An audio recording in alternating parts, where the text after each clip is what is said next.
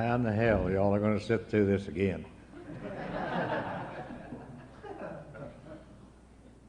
Did y'all have enough to eat? God. I don't know why I do it. I said, well, I don't want anything much because I'm going to talk again, you know. So we just had a steak about like that and about like that. God, there's no steak in Texas like that. So I had to eat it. They asked me if I was through twice, and I said, no. I didn't eat a lot of the bread. It's little. Well, what do you think? Y'all want to talk about anybody tonight? Now we've talked about everybody I knew about this afternoon.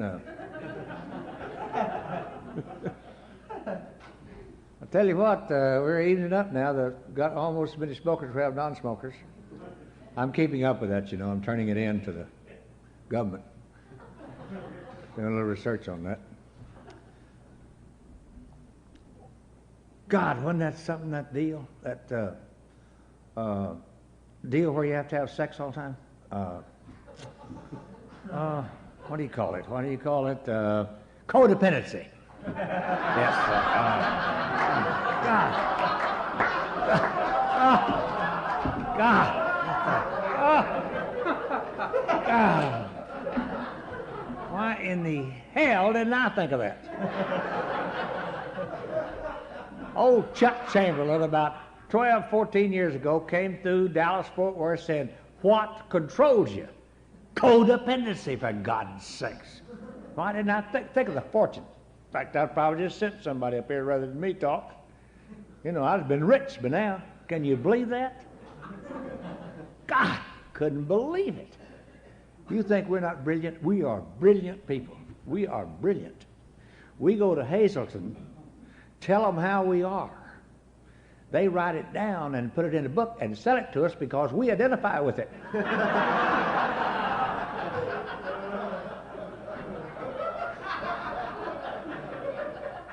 I told my sponsor, I said, are we that sick? He said, yeah, we're that sick. I was thinking about having something like a fast food deal. You know, a fast fix. Like on the way home. Just a drive-through. Just a little healing deal. Or if sex could be it. I just use that because that happens to be my favorite. Wouldn't you hate to be codependent on something that wasn't one of your favorites? God. That's the stuff that these people, I started to say some bitch, but I won't, think about. That they think about, and we, that's it. That New Deal ACA thing, where your parents did it, ACA, that's ACA, isn't it? Yeah, isn't it something? What do they call it, malfunction? What is it? Dysfunctional, that's it. Oh my God, can you believe alcoholic calling somebody dysfunctional? Well, we can do that since we've never been dysfunctional ourselves. We've always functioned very well. Fall in the ditch every once in a while, run into something with a car, but outside of that, we function very well. Black out a lot, quit jobs, run over people and stuff, but outside of that, we're doing fine. It's our parents that's all screwed up. No living way that any idiot would buy that. We do. We just flat do it.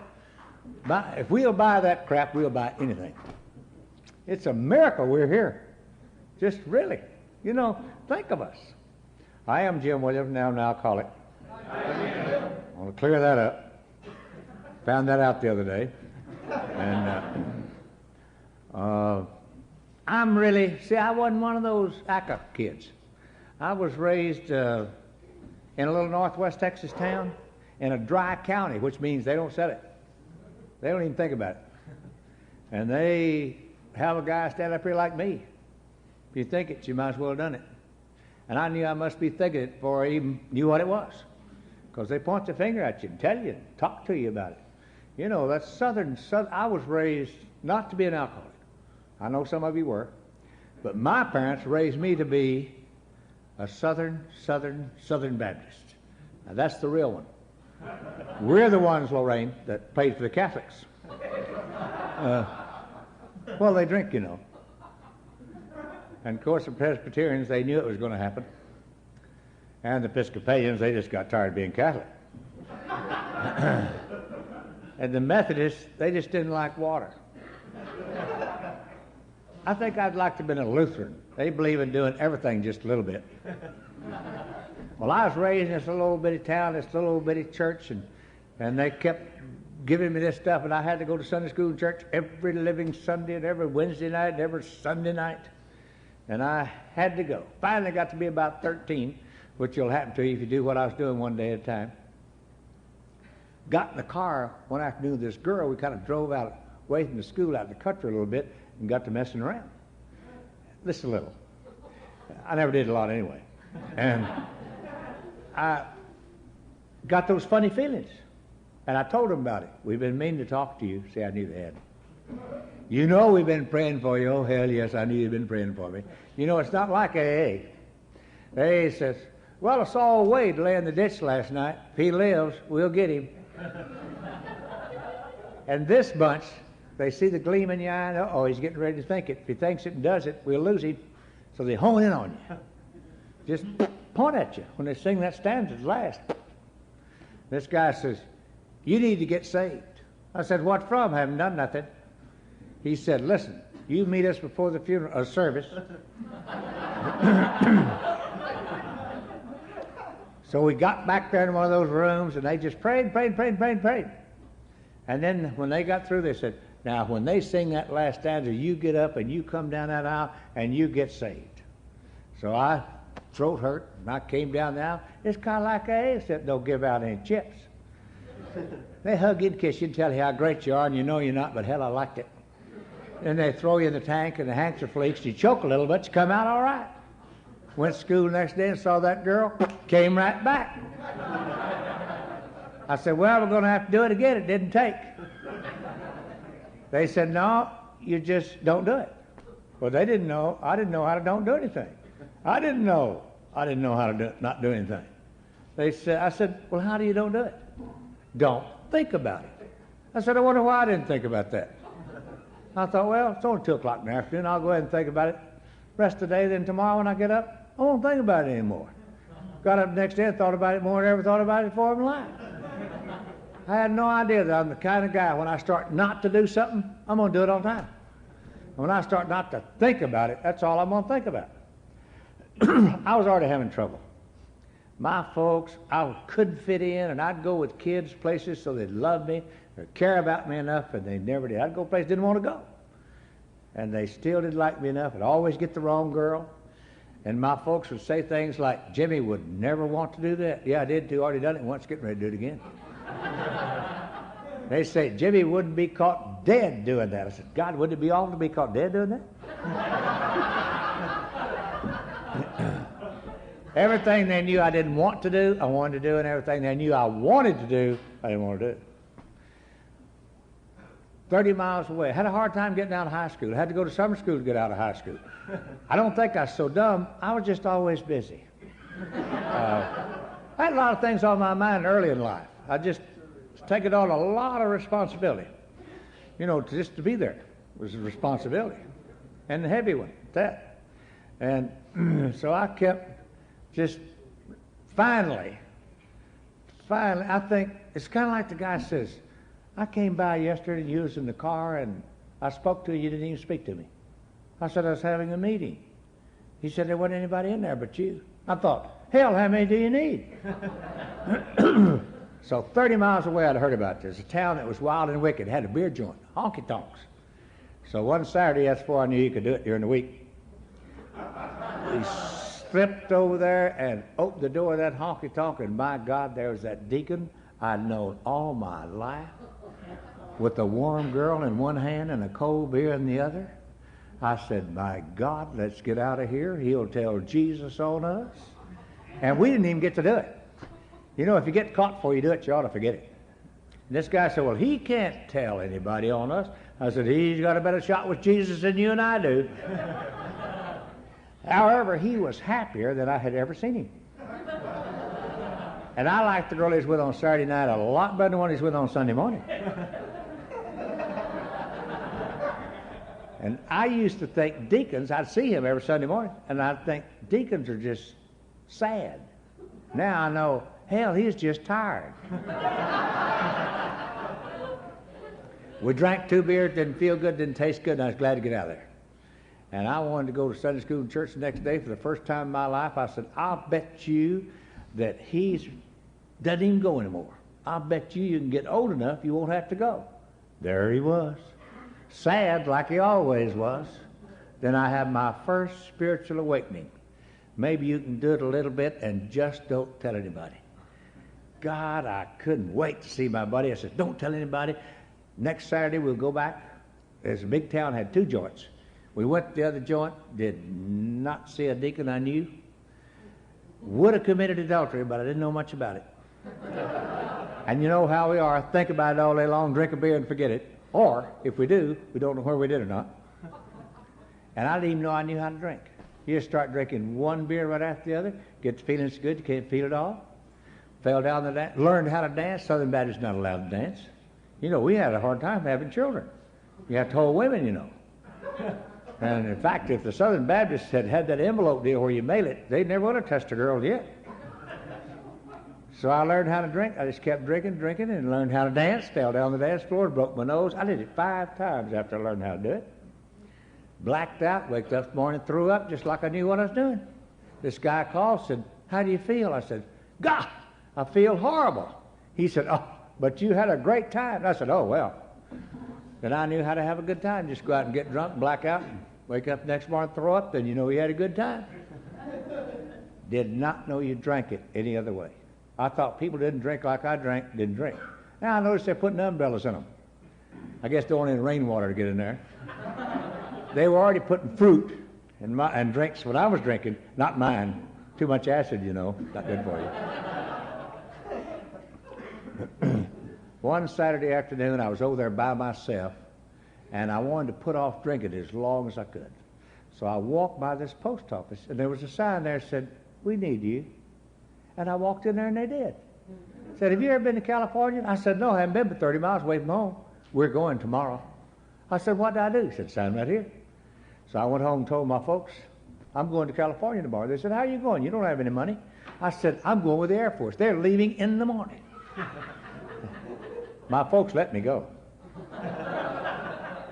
Went back over there, we went to San Antonio. Now that outfit operates 1 day at a time. And they were a funny bunch. They get up in the middle of the night, make their bed real quick like somebody's coming. Never did. Then they want to go eat. Hell, it's still dark. You know, even if you haven't been drunk, make you sick eating that time of day. Then they were scared because they always walked in groups. Whoever it was that was running our outfit decided we ought to take a surprise trip, which means we're not going to tell you where we're going, so you can't tell anybody and nobody will know. Whoever it was doing our deal decided we ought to go to China. I'm in the Air Force, so we go to China by boat. I think that they flew the Navy over and the Marines ran the boat. There's a lot of Chinese over there. They have a few hills and trees and a little rice, but they mainly just make Chinese. They like it, and they're good at it, and they're not interested in doing anything else. They lose some, but they're making so damn many that it doesn't make any difference. After you're there about 3 weeks, you've seen all the Chinese you'll need to see. So I told them I was ready to come back home.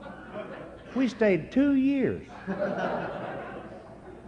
Then we came back by boat. And my folks said, where are you going to school? I said, hell, I will not go to school. Wouldn't be caught dead going to school. Hate school, couldn't get out of school to went to school. If you don't have that piece of paper, you won't be able to even apply for a job, let alone get one.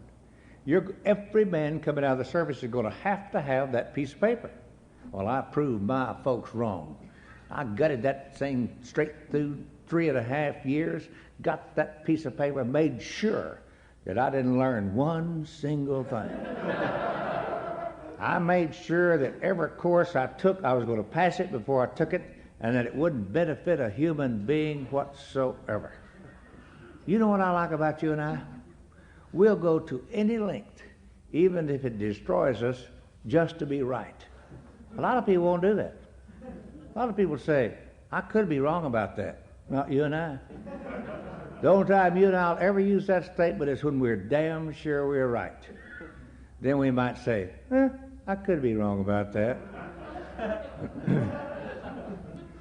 Having some minor difficulties with women.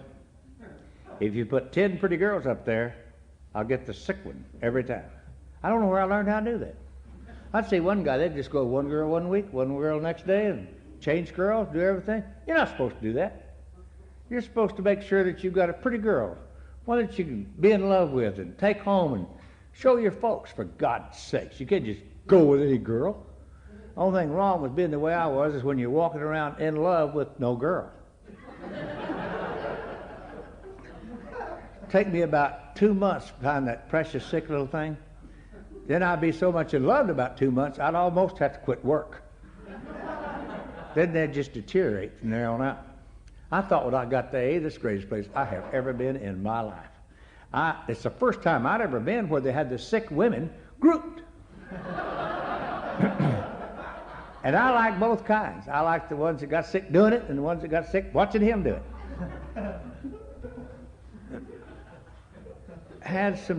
Began to have some difficulty where I worked. Every place I worked always wanted me to come to work on Mondays. Well, I don't have the flu on Thursday. If I have the flu, it's on Monday. It's my flu day. And then another thing, it seems like God wanted us to make sure that every business operated properly. Some of those places that fired me are still operating doing it wrong, which probably means we're too smart to be in business. So I got out of a job and I couldn't get one, and the way I'd look for jobs, I'd get up every morning, I'd throw up and I'd spray, and I'd go fill out one of those big forms that says, where have you worked the last 10 years? Well, it's none of their business. They even want to know where you lived. I like to move around some. And some of the people where I live like me to move around some. How are you going to remember all those addresses? Can't do it. So then also the other blanks that are on there, you got to figure out, wonder what they'd like for me to say. Don't know them very well, you know. That's hard work. And then you have the interview, lasts about 5 minutes, then you go out and get drunk and do that one day at a time. Finally saved this one place that I knew that had an opening, and I knew I'd get the job because I knew a guy that was there. He'd help me get it. Walked in there, and the moment I walked in there, the guy sitting there that I applied the job for, and this other guy, my friend, is standing there and said, you don't want this job. Yes, I want the job, damn it, I need the job. Everybody knew what I didn't want. There's always the opposite. I said, I've got to have this job. You don't want the job. He does not want this job. Damn. I also knew there's something about me that he'd like to tell me, but he didn't know how to do it. Also knew that I was going to like it better when I left. So I went out and got drunk, waked up the next morning, threw up and sprayed. I said, you know, I've been doing this for about 10 days. I think I'll take the day off. Went out to the golf course, and ate an old egg, an old piece of toast, went around to the beer joint where my last spiritual advisor worked. He said, God, you look awful. God, drink this beer. You're shaking. You're going to have DTs out here in the middle of the golf course. I said, I think I'm coming down with something. He said, my God, drink the beer.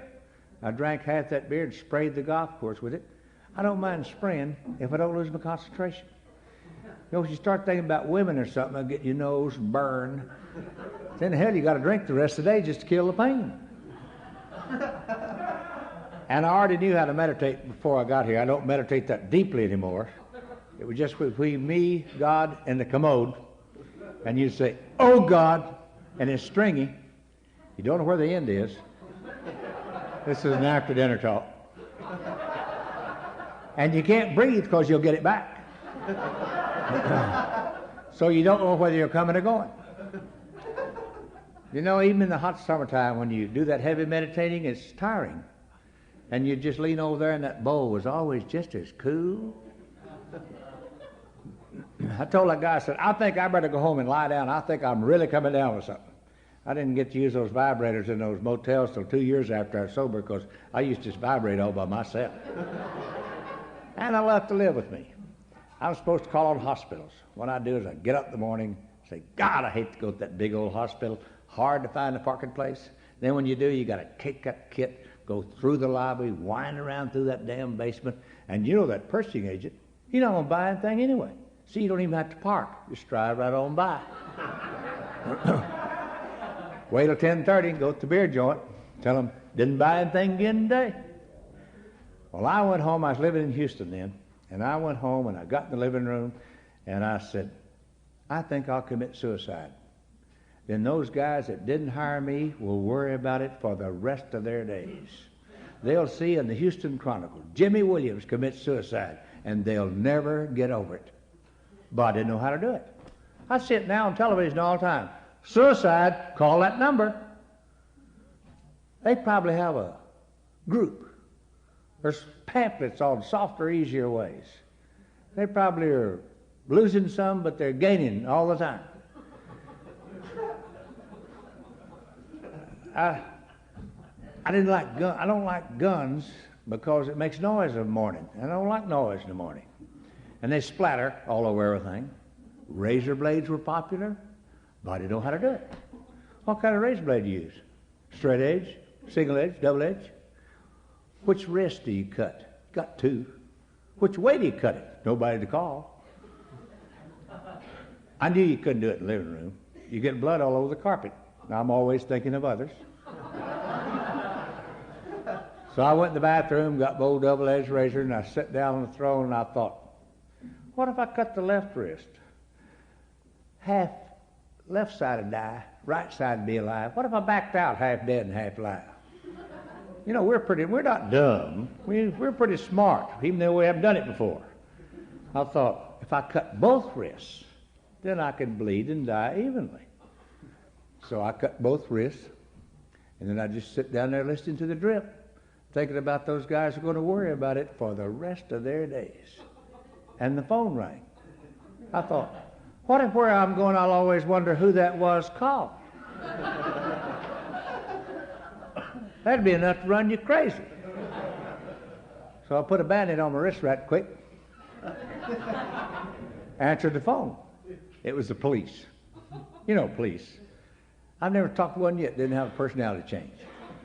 They'll stop you about 3 o'clock in the morning and say, come go along with me. And I'll say, I'm sorry, but I can't go. I'm supposed to be home 7 o'clock. My God, it's 3 now. I have got to get on home. Then they say, get out of the car. And I say, by God, I'm not going to do it. Then they really go nuts, and you have to pacify them and go along with them. This guy said, where were you last night? And I said, I was right here. And he said, no, you wasn't. I said, how do you know? And he said, we was there. Then I didn't want to talk to him anymore. I'd already learned, don't ever talk to anybody no more about where you've been than you do. I said, well, what do you want me to do? He said, well, you can either come down here or we'll come back out there and get you. I said, I'll be right there. He said, if I were you, I'd pick up an attorney on the way because you're in trouble, brother. I said, well, that'll take me an extra 30 minutes, but wait for me. I'm coming. God, I'll have to live with me. I could live a week and a half a day. I've had a hell of a day. I've been out the golf course, threw up all over the damn golf course, come back, had an emergency meeting, committed suicide. Now I've got to call another meeting and it's only 11 o'clock. I thought, well, maybe I've been in Houston long enough. Maybe the Lord is trying to tell me to leave. And I checked up, had $36, which was plenty before inflation to start a new career. And I thought, I'll just leave town. So I mailed the keys to folks, didn't have any furniture, just had some old quilts and blankets and dirty clothes, clean clothes, had enough just to level out and just enough room for me, had one piece of furniture, an old lamp, lampshade. I guess I was going to carry the light if I could find the plug. Got in the car, stopped by and got a pint of bourbon just in case. Next morning I waked up in this old town called Brownwood, about 170 miles away, and I said, wonder how my folks are getting along. It's amazing when you know it's time to call home. I called collect so they know it was me. And they said, what in the world are you doing in Brownwood? And I said, oh, just out riding around. They said, well, would you like to come by and have a cup of coffee? And I said, yeah, I believe would. They live in Fort Worth. So I went on into Fort Worth, and I always gave them my very finest story. They're not going to get their money back, so I always gave them my very best. In fact, I got to listen to it, and it was so horrible, hell, I cried with them. I thought, God, if I'd known it was that bad, I'd have left Houston 3 years earlier. Old John said, well, Jimmy's honest. Let him have 100. With 107, you can almost go into business. So I thought, well, I knew I had to sweat this night out. So I sweat that night out, did not sleep one bit. Sat in that old bedroom and walked, made it through till daylight. Walked out of there, and my aunt was there, and I said, oh, by the way, when I was in Houston having all that trouble, I was drinking some. But I want you to know that from now on, I'm never going to drink again as long as I live. You'll never have to worry about my being underfinanced anymore. You'll never have to worry about my drinking anymore. I decided last night I shall never drink again as long as I live. My folks look at me like they always did, blank. After I got an A, I went back up there and I said, do you remember that time? She said, which one? And she said, well, I think I remember. I turned around to John and said, what do you think? And John says, he's 33. He'll never live till he's 35. Well, I'm rich. No place to go. I said, where in the hell am I going? Had a meeting and decided I had helped a guy get a job in the Rio Grande Valley. I'll just go down there and see him. I understand they have palm trees and it's a big deal. You know where that is? It's the end. Everything quits. They got a little creek there. Change countries. If you haven't reached your bottom, it's a good place. Right. Stopped right out of Fort Worth at a filling station that happened to sell beer. And I said, how far is to Waco? They said, 79 miles. And I said, let me have 3. And I end up in the Rio Grande Valley, and I'm assuming when I call this guy, he's naturally going to be grateful to hear from me. And hadn't heard from him in 6, 7 years since he went down there. And he's probably going to invite me to his house. He said, where are you? And I told him, and he said, let me have that number. And he called me back and said, I've got the arrangements for an old hotel where a drunk rented that you can stay, and I'll contact you tomorrow. So I went down there, and I never took my clothes out of the car. Stayed there for 3 solid weeks. I'd go back in there and come down that old elevator, go across the street, get my short sock shirt, go back up there, take a shower, go back, get the car, do that for 3 weeks. And they finally hired me where this guy was working. Now, they don't usually hire you down the valley because it's pretty easy to get hired down there because if you're breathing pretty good. You don't have to be too good because nobody goes down there looking for jobs. They come out of there, what they call snow dodgers, coming out of the Midwest, go down there with their trailers and stuff for the wintertime, and the rest of the people go down there playing and fishing and hunting and going to Mexico and having a big time. So they hired me, and for some reason when I'd get a new job, I could just get drunk and not drunk. And I'd work 7 days a week till I'd get into my place, knew everything about what was going on. Usually they have somebody in my place, and I have to get them fired to get in my place, and that happened there. It took me 2.5 months to get that guy fired. It takes a long time to explain to some of these people what the deal is.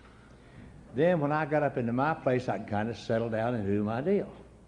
I'm still having difficulties with women.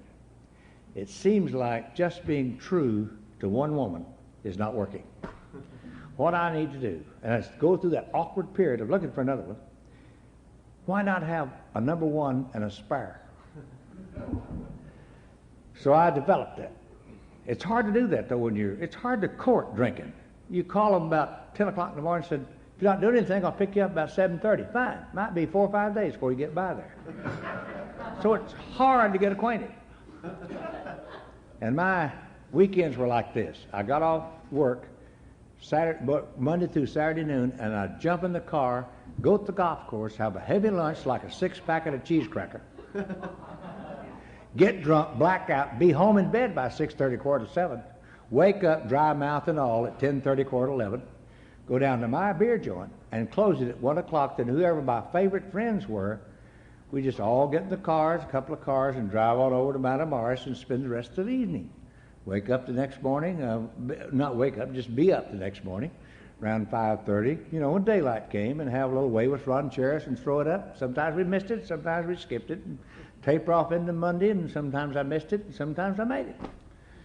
And so this particular weekend, I decided to trade off with a guy.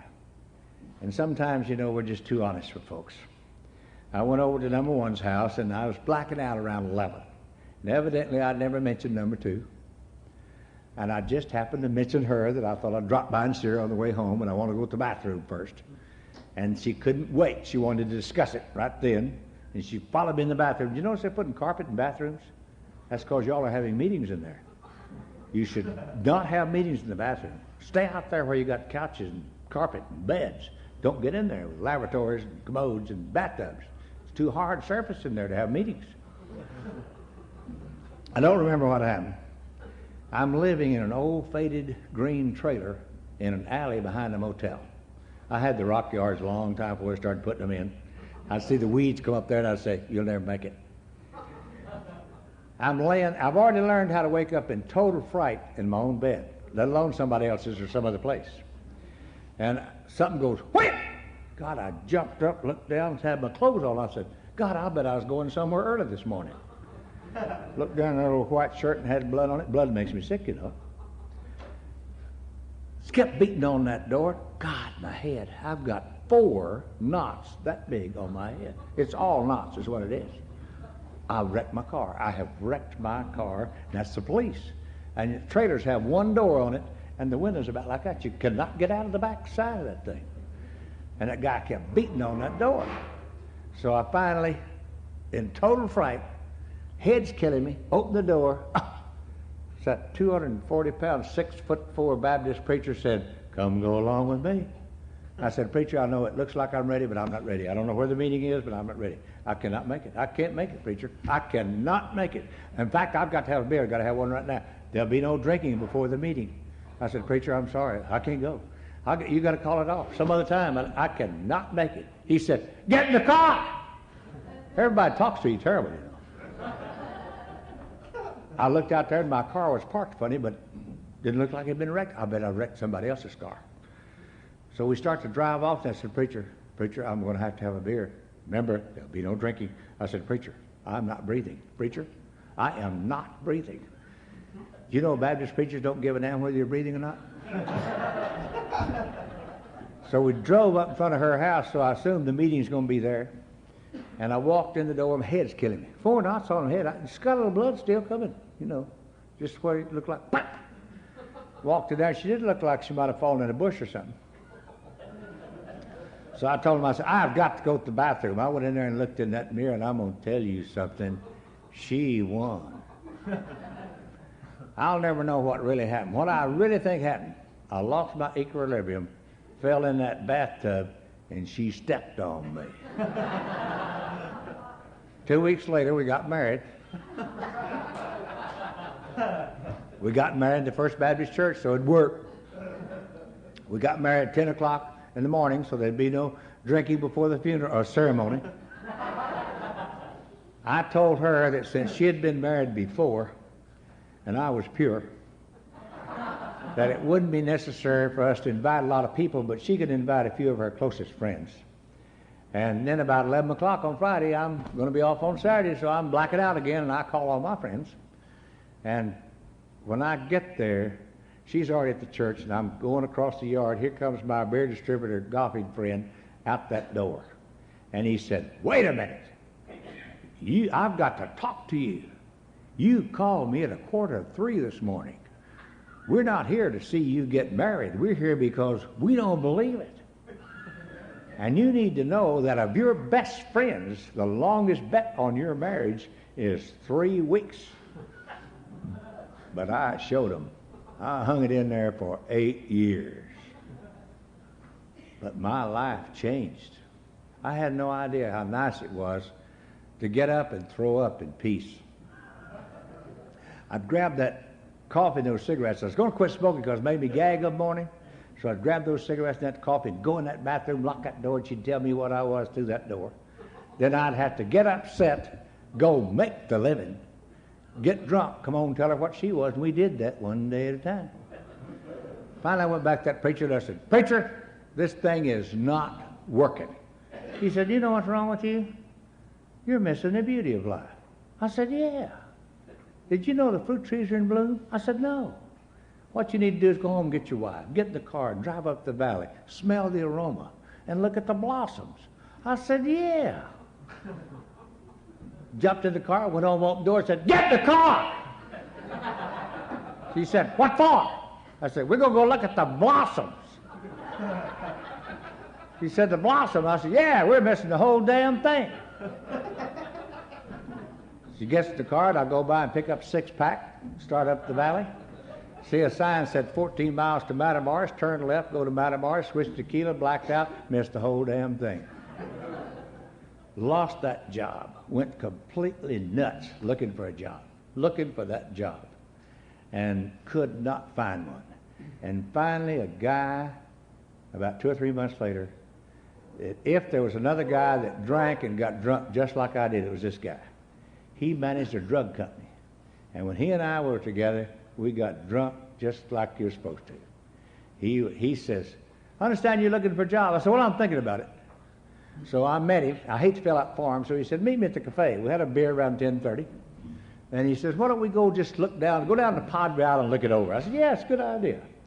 So we went down and we forgot breakfast, and we were going to eat breakfast. It's just it didn't work out. And we got down the island, so about 2:30 we ate a sandwich so we wouldn't get drunk. And then about 8 o'clock, we thought we'd have one more beer and leave, and the guy who demonstrates boats came in there. And he started talking to him because he already owned 2 boats. And so he started talking to me, and I was talking to a couple of ladies from Kansas, just trying to welcome them to Texas. Not thinking anything, just everything. And so they wanted to go demonstrate that boat. Well, it's dark. So I thought it'd be a good idea, so I said, well, let me have about 10 beers. I didn't know how long it took. And you never know how long a trip you're going to make, so I got my arm full of beer. And those girls said, we've never ridden in the boat. We've been out there 4 years. And I said, well, let's take these girls with us. So I got here, and one girl here, and the pilot's over there, and old Bill's back there, and the other gal's back there. And we take a light, move around this channel, then we shoot out from underneath that causeway, and we're on the road. And I'm just getting ready to open a beer, and something goes, what? Show's over. Next thing I know is somebody saying, Jim, help me, Jim. God didn't know what the hell. It sounded like it was 100 miles away. Couldn't figure out what the hell's going on. What happened? They've got oil wells, derrick-looking things out in the middle of the damn water. Well, not in the middle, but it was over there where we were. And we flew into that thing, and that thing ripped me open right there and ate the windshield. One of those girls went shook down there underneath there, and this guy was there, and I was on top of him, and these other 2 were okay in the back. And that thing was hung up in there. So finally they got me and put me back there in the back, and I'll be damned. Same thing happened. Couldn't breathe. Lay in the back. I can't breathe. Still having trouble breathing. And so I'm laying down there, and the water's coming up, and I'm drowning. And God, I'm dying. I'm just dying right there. And fortunately, I thought this stuff that was running on my face and everything was water. Had no idea it was blood. Had no idea. Had to make me sick, And finally got it unhooked. The tide took us back, and the boat sunk just as we got there. Some guy saw us and was watching us, and he took us down to, I knew the doctor, Doc Hockaday. I knew him. I'd been working fishing terms down there, and so I knew him. And I said, I know where to go. We drove up to his house, opened the door. He came to the door, and I said, blood's all over me, and I don't know it's blood. And I said, Doc, there's 3 of us hurt out here. He said, my God, Jim, I don't do anything but abortions. I said, oh, that's right. And so they had to take us down to Brownsville Hospital, about 26 miles away. And then some idiot called our wives. My wife checked the women out first. One of them been screaming and hollering, screaming and hollering, screaming and hollering, and she was still screaming in the hospital, but they thought I was the one that had the ruptured spleen, so they were working with me. And then what happened, this girl, old Bill kept saying, shut up, and the only thing's wrong with her, she had a broken leg in 3 places, and outside that she was fine. We put us all in separate hospitals. The insurance people asked us, been drinking? Oh no, we only had 2 beers. All 3 men just had 2 beers, only been drinking all day long. And then I got the job. Didn't even have to fill out the forms. Took him about 6 weeks to ship me to Fort Stockton, Texas. Now that's West Texas. Little trees out there about that high. You can see California on a clear day. And I'm supposed to, about 536 people live there. 36 of them were making a living. I joined the 500. I'm supposed to stand in a drugstore, hold a pad with lines on it, and write stuff as the pharmacist calls it out, like R.L. and all that, and you can't do it. You can't do it moving. You just can't do it. That pharmacist kept saying it, and I kept trying to write it. You just can't do it. He said, "My God, you look like you're going to fly apart." I said, "Any minute." He said, "Oh, take some of these." This was before Valium. I understand both eyes cross and you walk straight. This was just Librium, which is absolutely nothing. Just little bitty. Oh, it's miniature stuff. It's not big enough for anything. A little two-tone green and black. Two-tone green's all it is. Nothing to them. Hell, I took 2 of them. Waited 15 or 20 seconds. Nothing happened. I'm used to something moving, burning, or doing something. Didn't do nothing. So I took 3 more. Then my knees just went, huh? I said, "God, I know how to weave. Now I've got to learn new stance." So I took Librium daytime, drank beer at night, had one decision to make every night after the 3rd beer. Am I going to close the joint or go home early? If I'm going home early, after the 3rd beer, I'll go get a pint of bourbon, throw it in on top of those 3 beers and that Librium, and go home like you're supposed to go home, blacked out. My ideal evening was when I blacked out right at the door. Sometimes I was early.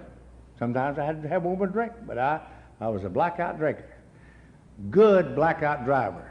Never had a wreck blacked out. Bad drunk driver. It's only according to what stage I'm drunk is what speeds I go. I used to hit stuff that wasn't even moving. Somebody recommended me for a job back in Houston, and so I get back there March the 1st of 1965. And oh, what's her name and I set up battle.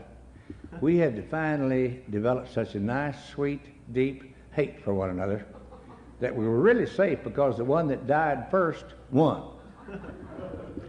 But it was best we sleep in separate rooms, so we did. And I set up battle and my customers never saw me drunk.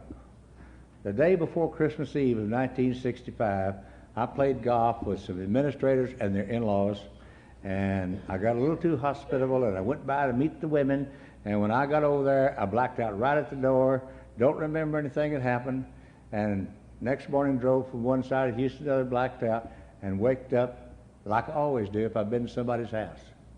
I always call them back and say, "Sure am sorry about last night." Hell, I'm not sorry about last night. Want them to tell me what I did. They never tell you. They don't have to make amends, so we'll never know. My sponsor said wouldn't believe it anyway. The only thing that they would say to me, had been saying it to me for years, is, "Okay, Jim, you just got drunk." Some people who were friends of mine would say, "Jim, we can't have you over at the house anymore. You're drunk." Drunk was getting to be a bad, nobody called me alcoholic. Drunk was getting to be a bad word with me. The only drunk that I knew was a real drunk was the town drunk in Crowell, Texas, that slept in the alley and drank the wine. And his name was Old Bratch. And every time they said drunk, kept going and going and going. Just had my mind going with all the misery that I really was a drunk. And I couldn't believe it because I'm not in the alley and I'm not drinking that wine. So after I called them back, I picked up the phone. Oh, what's the name had gone next door. Was getting ready to have a Christmas Eve party. So I looked under Alcoholics Anonymous. Guess heard on the radio because I called in a group. And this girl acted like she's glad I called. I should have known then I had the wrong number. She said, "Somebody be right out." Well, hell, I waited an hour. Nobody showed up. So I looked in the icebox, had 3 beers. I thought, well, I'll just call them and tell them I don't need them. Forgot who in the hell it was I called. About that time the phone rang. He said, "Be right there, Fork, and tell him he didn't need him." Hell, he hung up. He came by himself because his wife, they had moved to another complex, but his wife at the time was managing these apartments. And he used to watch me going back and forth in 7-Eleven saying, "If he lives, we'll get him." I looked out that door. He's by himself, little old book under his arm. And I said, "Oh, my God, little old short guy with a pointed nose. We're going to read that damn book and pray." I've not only been baptized, I've been rededicated 10 times. I'll just get rid of him. We didn't read the book. We didn't pray. I don't know what he said nor what I said. About that time, what's-her-name came back in. He said, you want to go with me? Well, I didn't, but it's better to stay with her. So I got in the car with him, and we drove off, and I went into total fright. I said, God, I have gone off with a perfect stranger. I don't know who this guy is. He's not my kind of guy. I said, I'll buy a beer. I don't want a beer. God, I knew it. I said, I'm going to tell you. I waited about 10 seconds. I'm going to tell you something. Either let me out on top of this freeway and I'm going over at that 7-Eleven to get that beer, or you take me over there. I've got to have a beer, and I've got to have one right now. Besides that, it's 11:20. He said, can you wait till we get to the club? Oh, yeah, I can wait till I get to the club. See, I can handle total fright if I got a little light. It's when there's no light you can't handle the fright. So we drove kind of a bad neighborhood. Drove up in front of this old rickety-looking house, and I said, this it? He said, yeah. I thought, well, when I get some money, I'll help these folks. Walked in that front door, there's a bunch of deacons sitting over there talking about women in the stock market, and I found out later on they didn't know anything about either one. Went back there in the back, had an old bar that the linoleum had holes in it. Probably had holes in it when they put it on there. And the bartender, he didn't look a hell of a lot better than I did. It's a program of attraction, you know. And this little deacon said, mix him up a little milk and honey. I said, my God, what do you put in it? I never drank anything like that in my life. He said, well, you see, you're used to sugar in your system from alcohol, and you're nervous. I said, hell, that's what I've been trying to tell you. And besides all that, the honey's been digested. I said, indigestion's not my problem. You know, if you throw up right, you don't have indigestion. Drank half of it, curdled, came right back up. He said, don't worry about it, we have plenty. Thought, hell, I'm going to put on a show for these guys, for God's sakes. One of the smart ones said, walk all you want to. Hell, I didn't want to walk at all. They'd sit there and laugh and talk. Got a new animal in here today.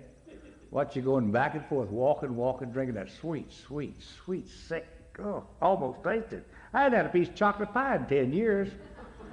About 4:30, he says, I think I better go home. And I said, yeah. I said, let me out a couple of blocks before I get to the apartment. I knew I had to slip in there and get my car, go get some bourbon, because beer would not cut that sweet taste. He said, don't drink anything. We're going to pick you up in about an hour and a half. I said, what for? We're going to a meeting. I said, where? Right back where we came from.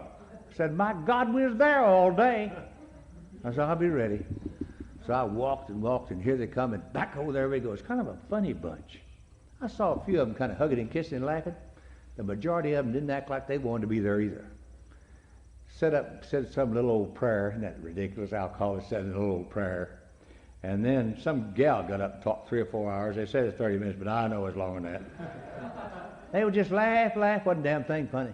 Some guy got up and talked 2 or 3 hours, and they just laugh. I said, I'm going to tell you something. This is a sick bunch of folks. Then they all got up, held hands, said the Lord's Prayer, for God's sakes. Then all of a sudden, the Holy Spirit moved in there. Every one of them started talking all at the same time. Nobody's listening. I said, wonder how in the hell he did that. I'm going to keep my eyes open tomorrow night and see what he did. Then I saw the deal. Me and the deacon are standing back there in the back, and I saw the deal. Men and women getting together, jumping in those cars and taking it off. And I said, uh-oh.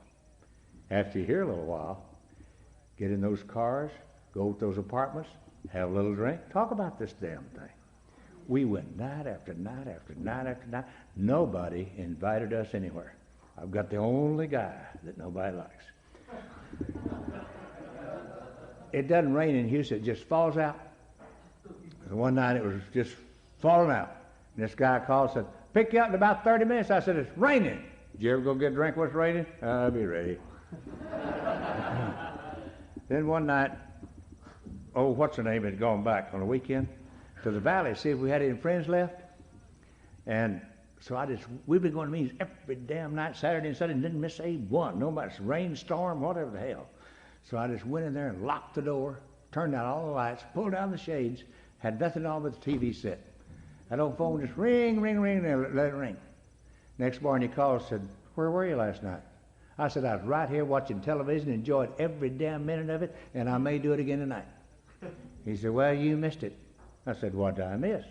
He said, I don't know. I said, wasn't you there? He said, yeah, but I only heard what I was supposed to hear. We'll never know what it was you were supposed to hear. I thought, my God, you've got to go every night. You'll miss it. Went every night for 3 months, got drunk. Every night for 3 months, got drunk. Every night for 3 months, got drunk, and sobered up all by myself. And I decided, I have already heard that some people are just heavy drinkers. I am probably not alcoholic. I'm just a heavy drinker. The only thing that's really wrong with me is that I've always been underfinanced. And if I get properly financed, then I can tell them to take it and shove it. So I knew what you're supposed to do, first things first. Go back and officially resign and say, thank you very much, but I'm gone. But I appreciate everything. And so sure enough, the meeting had already started. Evidently, while drinking, I had called him one morning around 2:30, which I doubt very seriously. I think they'll say any damn thing they want to after they've been sober a while, because you haven't been sober as long, and they'll say anything that fits the picture. And this guy started walking to me. Before I could resign, he said, don't you ever call me again. I said, God, I'm glad you said that. I never called you in the first place. They called you. And I'm going to tell you something that your best friends will not tell you. Nobody likes you here. We don't get invited anywhere, and they don't know me, so it's got to be you. And I'm going to tell you another thing. If I had as bad a personality as you do, I'd go back to drinking. And one thing that you can write this down in your little book, buddy, you'll never hear from me as long as you live. If you're the last son of a bitch on earth, you will never, never hear from me. And he didn't till the next morning.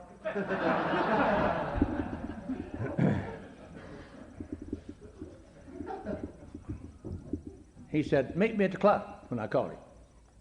So I met him at the club, and he walked through there, and he said, get your coffee and sit down and talk to you like a dog here, you know. I'm going to tell you something about Alcoholics Anonymous, Al-Anon, Al-Teen, Al-Top, and Al-Dog. Absolutely no failure here. Never has, never will, impossible to, and cannot. Just no failure. Can't fail. This is one place and one thing that does not fail and never has and never will, provided you do exactly what we tell you to do, the way we tell you to do it. Now, there's only one thing that you're going to get to do for the rest of your days, but it's the only thing that you're going to get to do. You're going to get to decide every day whether you're going to go our way of life or your way of life. If you don't give an alcoholic a decision to make, they'll flounder on the same subject for years. So we're going to give you a decision to make this morning. You're either going to go our way of life or right back out that door. I said, I don't want to do either one. He said, I didn't ask you what you wanted to do. I asked you what you were going to do. I said, do you mean to tell me that you don't care and the group doesn't care whether I want to or not? He said, not a bit. I said, well, if you'll make it perfectly clear to the group that I don't want to do it, then I'll do it. He said, well, first of all, we got to get some things straight. It's your thinking that's wrong. I said, how much about thinking's wrong? We always start with all of it. And if there's any good, we'll let you know. I said, you put a sign up there on the wall that says, think, think, think. And he said, that's for us. He says, now we're going to give you some things not to do and some things to do. The things we're going to give you not to do will change. The things going to give you to do, you'll just add to, then it's going to happen over there. I said, what's going to happen over there? I don't know, but it always happens. I said, I'm going to tell you something. I've been listening to every single word you say. You do not listen to me. I want to tell you something. I want you to hear me. I do not understand. He said, and that's it, and don't you ever forget it. Said, there's two things that you must remember for the rest of your days. No matter what's going on in your life, you do not understand. Then you'll have understanding. And when you quit trying to understand, then you'll enjoy it. And the other thing is, no matter what your situation is, it's never the situation, it's never them, it's never her, it's never God, it's you that must become different. You must become different than you have ever been before. I said, how do I do that? He said, oh, you can't. I said, what the hell you tell me for then? He said, that's what's going to happen to you. He said, now I'm going to give you the kicker. This is the very one thing that got you here. But it's also the very one thing that, should it not change, will be the very one thing that's going to keep you from getting all the things that God has for his children. As long as you know that you know, you'll never know. But when you begin to do what we tell you not to do and to do, and begin to know that you don't know, then you'll begin to know. I said, hell, you're crazy. He said, I know.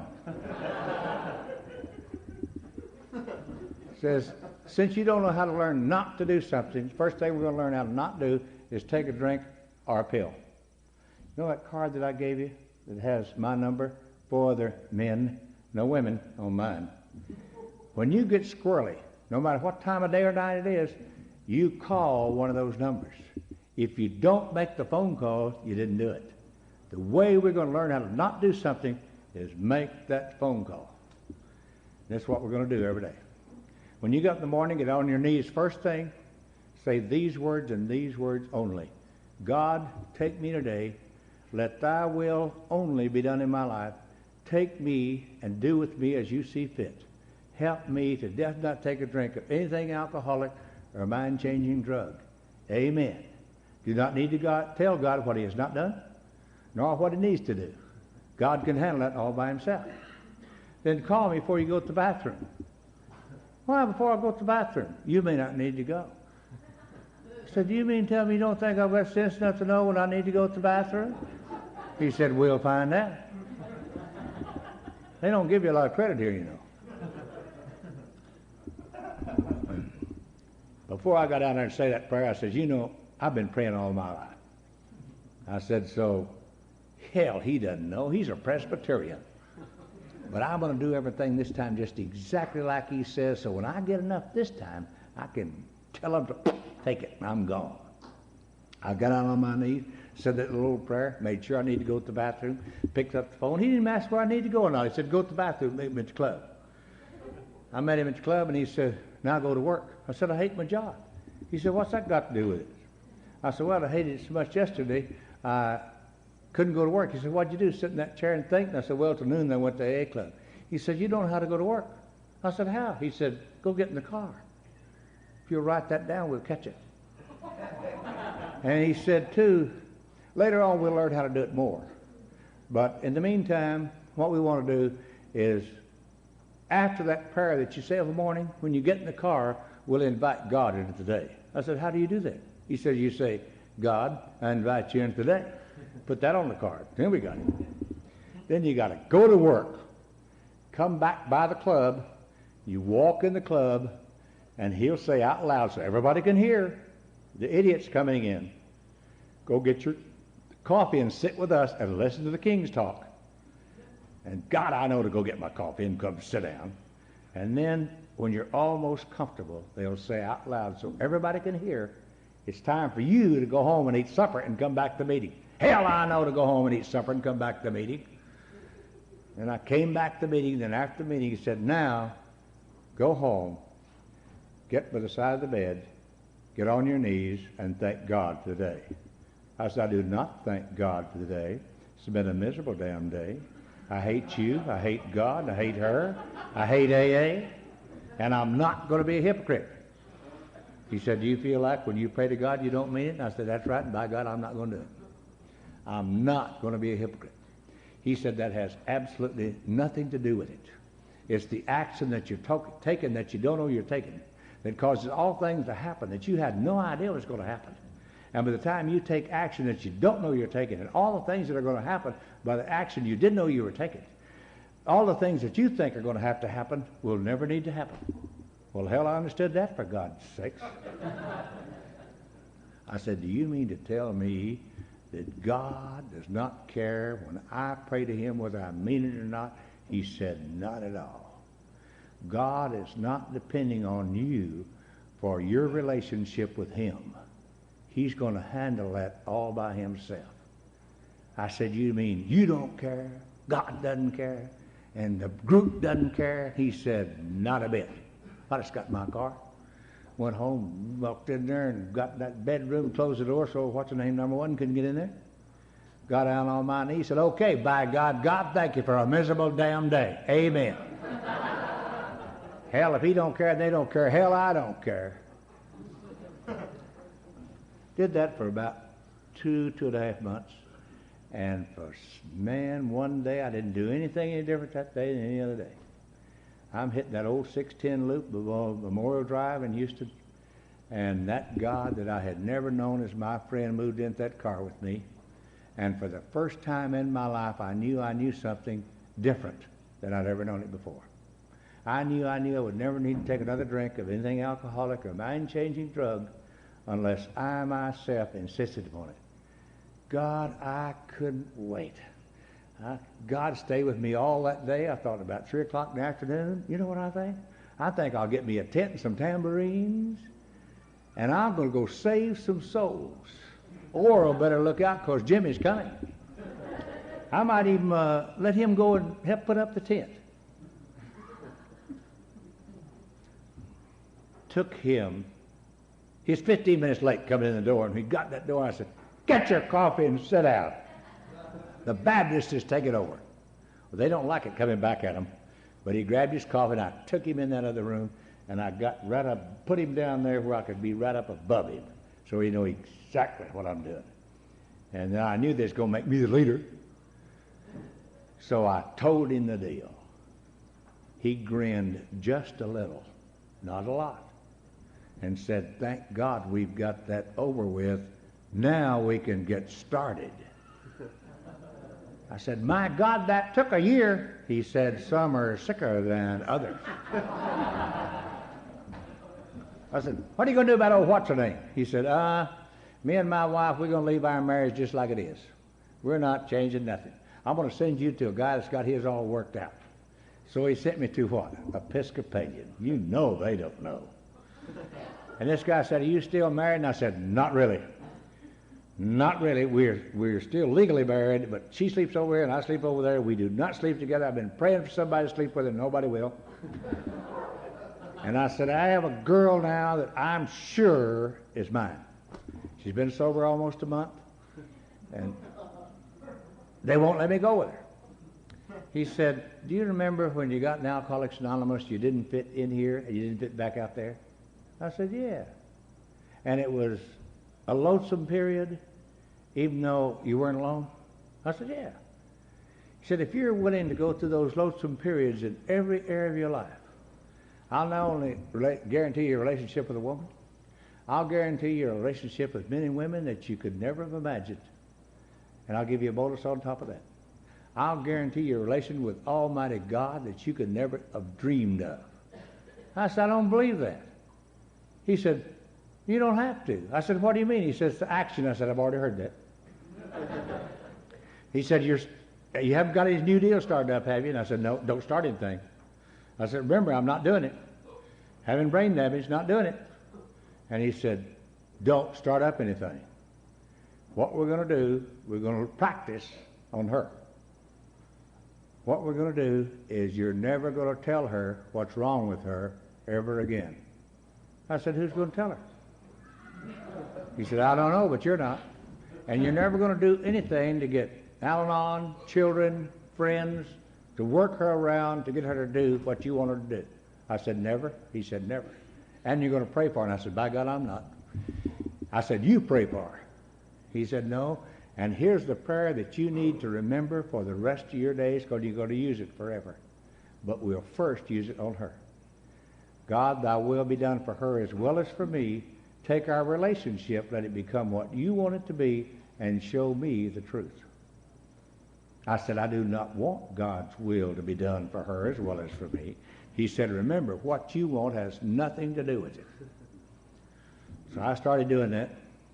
Finally, I told him, I said, you need to take her to Al-Anon. My wife has already been taking her to Al-Anon. Al-Anon's, I want you to know I love you. Call me anytime, day or night. She found you depressing. And the more they took her to you, the more she found you depressing. Whatever you're doing, keep doing it. Finally, during this time, 2 or 3 months, what was wrong with me was that old sex deal surfaced, and I had it. And I couldn't get rid of it, couldn't get rid of it, couldn't get rid of it.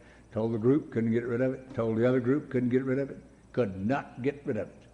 Went home and spent all that day in that apartment, and that thing vanished.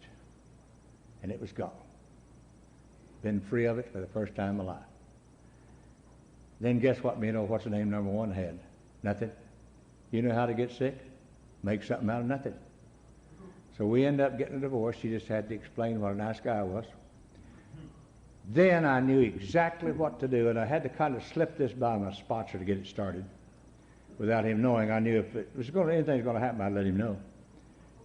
And this girl was a civilian, real Southern Baptist. Real one. And sang in the choir, taught Sunday school, perfect. Had a son that was a preacher. It's going to be the perfect, had to be right. I'm Baptist. Baptists don't know it, but I am. So we hooked it up. And then, it's amazing. The little deal that I had with the work, the little thing that I knew it was wrong, had the same thing with this deal, this girl. Same thing happened. In fact, the time we went to bed, she said, "Do you know my first name?" And I said, "Well, of course." I had no idea what her first name was. But when you really can do it, you can fake it. And she and I end up, and she had a screaming marriage, and my first marriage was a screaming marriage. We didn't scream, so we thought we had a good deal. We just knew we had a good deal. Nobody hollered. Sex wasn't bad, so we just thought we had a pretty good deal. Of course, I'm going to AA every night, gone lots of weekends, and I don't miss a day going to AA. And I'm in AA and going, and I got to playing some golf with a guy I sponsored, and so I wasn't home a lot, so it worked out pretty good, except we were being destroyed. And finally, that marriage, after I finally got to it, I like us. Anytime we make a little move, it can cost 5, 10, 15 years. Just easy, no big deal.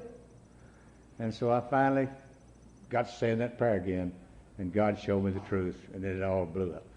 And so we got a divorce, and now guess what happened? I'm not going to marry anymore. I started late to begin with. Probably if I started early, I could have had 10. So I'm not going to get married more, and this girl that was too young for me was not going to get married. And so we just started running around together, not doing nothing, which is not, I don't recommend that, but we weren't. I recommend starting out with it so you can get in trouble. And it's the way I know how to do it. And we started messing around with my folks and going with them and all that kind of stuff, and kept going, and she's in Al-Anon. But listen, I'm Baptist, Southern Texan. Never been out of the state except when I went to China and back and Saudi Arabia. And that was just on the way to Dallas.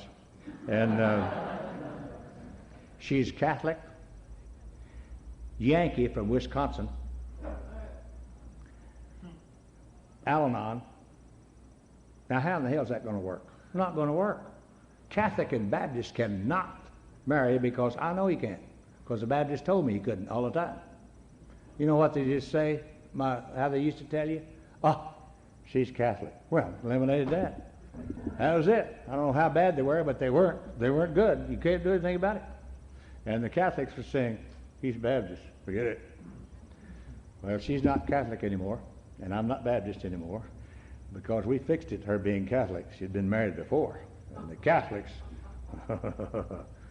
they did not come at our door. And I hate to tell you all, I know it's very disappointing, and it's disappointing to me too. I have had the best 5 years of my life. I've had nothing anywhere near the life. Now I've had AA's been great to me. AA has really, I love Alcoholics Anonymous, Al-Anon, Alateen. I love it. I love it because God created it. I love it more than anything. Thank God I was here long enough to love it and know what it was. Thank God for that. But that's amazing that we could hook it up with that girl. I told my aunt, I even told my Baptist aunt, they were wanting me to get married to that girl. My God. My sponsor said, "If you don't marry her, she'll be too old in a year." I said, "My God." And I told my aunt, I said, "I can't marry her. For God's sake, she's too young." My aunt says, "That has nothing to do with you." I just hate that. Everybody said nothing ever has anything to do with me. Everything has something to do with everybody else. They said, she's the one that's giving things up, not you. Damn. We got married New Year's Eve. It'll be 5 years this New Year's Eve. I don't know why that's a good time to get married. Just happened to turn out that way. We've had the best time with my folks that I've ever had in my life. My other two wives, they knew I wasn't going to stay with them. They knew they were bad for me, and they never could be with me like they wanted to be. And we're together now like I was back in college living together. Had the best years of my life, but the greatest thing that's happened to me, we don't have to do anything to cause anything to be the way it is. Many, many times we'll start to go eat and think about the same place, same time. And what's bad about that Al-Anon is she's got it so well, she won't let me suck her into the deals. She insists on me being the husband, for God's sake. I don't want to be the husband all the time. I want her to do something so I can blame it on her. But she won't do it. She insists on being the wife. I don't know what's wrong with that Al-Anon bunch. But God, we have a love that I've never known. And I thought I used to know all about them. We've got a relationship I've never known. And we've got a relationship with my folks I've never known. And I, for the first time in my life, didn't arrange it and had nothing to do with it. Now, I had lots of fits for it to happen. I had lots of fits, not trying to rush it, do it. But I said that prayer all the way through, checked with a sponsor all the way through, and God put it together. And we're not even the same we were 4 years ago, and I know it. Now, how are we different? I don't know. Just not the same I was 4 years ago. How was I 4 years ago? Beats the hell out of me. Just know I'm not that way. God, I wish I could keep what I know right now, all the time. See, I know right now that without a shadow of a doubt, we're in the place that Almighty God brought us, that He chose us. If anybody in this world knows anything about being brought from darkness into the light, it's you and me. If you are alcoholic, and if you have lived with an alcoholic, and if you've been the child of an alcoholic, this is the greatest absolute. You qualify to have God take you in an unlimited trip that's absolutely fantastic. Now, I wish it was all the time, but it's not going to be that way, because it needs to. I need to be taken through. They call it the valleys. Hell, I talk it the holes, the gap. You know, we don't have valleys. We go in the dark. We go where it's black. You know, they have little valleys, but they don't get where we are either. Or if they do, they're different where they are. Maybe we're all getting the same thing as the true Christians are getting. Maybe so, I don't know. But I know about you and I. I know a few things about us. Don't know a lot. But I know that without a shadow of a doubt, God chose us. And I know without a shadow of a doubt what was wrong with us. You and I tried to fill this right in here that has to be filled by God Himself. Nobody or anything else cannot fill it. We used everything we could to fill it, and it could not be done. Because God is going to fill it, and nothing else is going to do it. And He had to get us into the place where He could take over our lives, transform us. And you used to tell me that, and I said, I can't believe that. I said, don't you know that God created you and that God's going to make you into His image? Can you believe that? No, hell no, He ain't going to make me into His image. Why? Because I don't know what His image is, and I think I know. See, we don't know. See, God didn't make a mistake when He made you. He made you. He didn't make a mistake. He didn't make you for nothing. He made you to be exactly who you are. You're right on time no matter where you are. You're not early. You're not late. See, I know that. I know that the big thing that got you and I here in the first place was we have to have the loving God that we have, and we have to know that we know that God loves us. And when we don't know that, we've got a tough problem and a way to go. But once we're here, we can begin to be the person who God can let us know that He loves us, and He's going to work it out. and that we can live. We're living in his power once we get here and have no idea that that's where we're living. I thought power was something that I can use, that I could take and do something. I can just do something to John, get him straightened out. It's not it. It's not it. God is not going to ever give me, it says, God as I understand him, you're never going to understand him. You can't understand God. So you can understand that I'm not going to ever understand. Then I can understand him. Otherwise I can't. He gives me a knowing that he's my God and my Father. He gives me a knowing that he has me well in hand. Who do you think carried us to this place where we are today? Who carried us?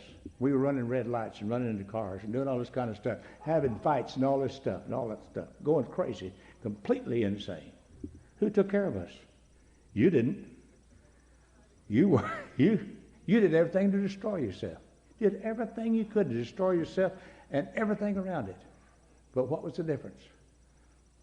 God had you in the palm of his hand. He had a place for you.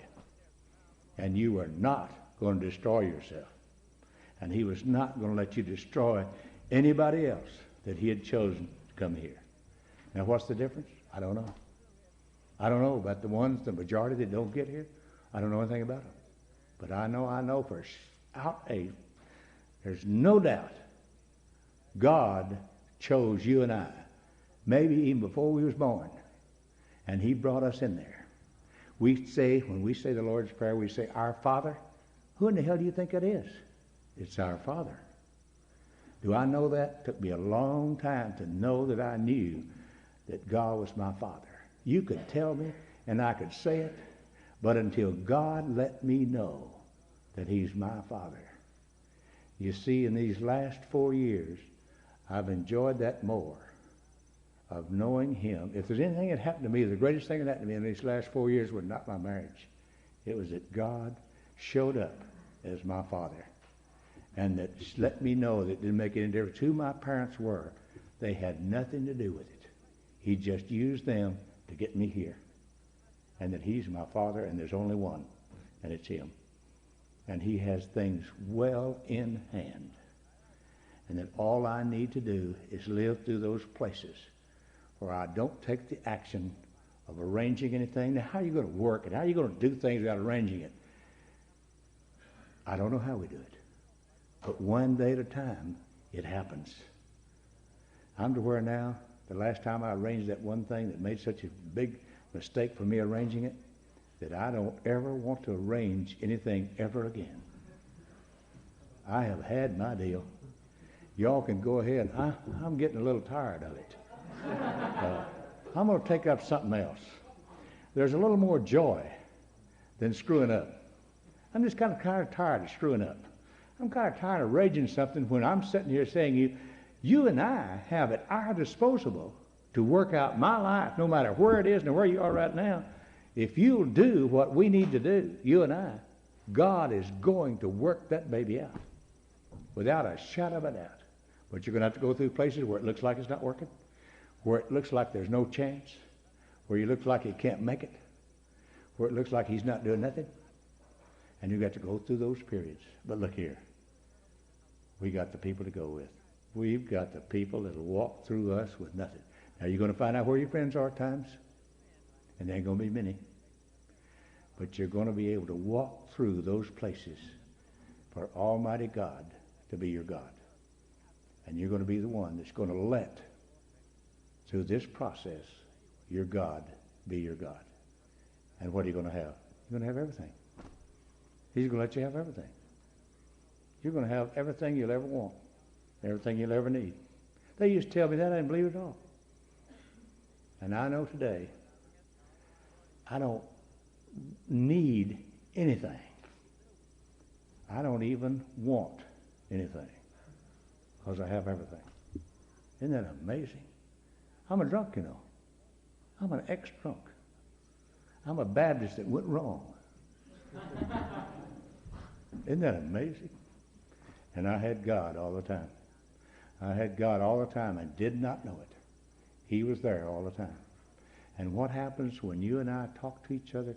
What happens when we meet together? What happens when somebody says when I got here, they said, we just seem to have a bond to each other. What is that?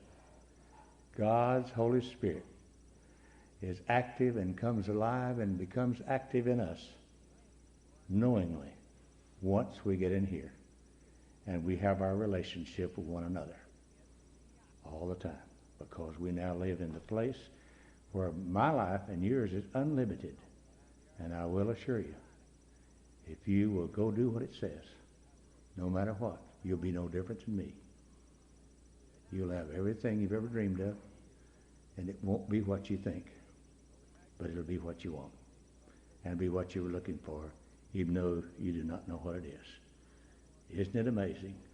No matter where we go, or who we meet, or how many different meetings we go to, or where we go, just like here, that you and I can walk in a place, never seeing each other before, and walk in a place, and Almighty God says, this is your brother, and this is your sister, and you all love each other, and you can feel it, just like right now, when I can feel me loving you, and you loving me. Thank you very much.